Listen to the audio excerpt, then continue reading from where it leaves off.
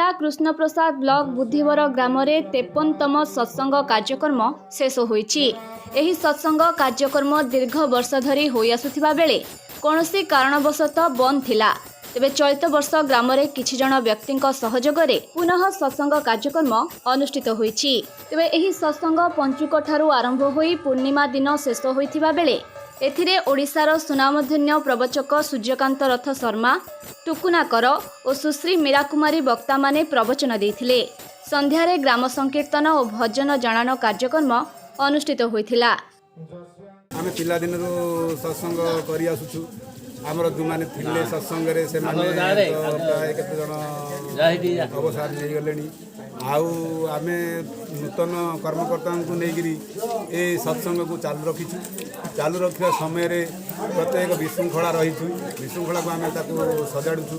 सजाडिया भितरे आमर ग्रामर सहयोग भी नौछु। प्रत्येक मेम्बर समानकरे सहयोग न आखपाखी व्यक्ति माने मध्य आसंती। एठी 5 दिन धरी आमर सत्संग चाले।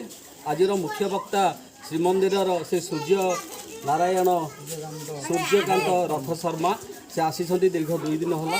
ता पूर्व आम पारिपुजूर सारे जड़े आसिकी सी कथा कहते। कृष्णप्रसाद प्रताप हरिचंदन का रिपोर्ट संभव टीवी ओडिया।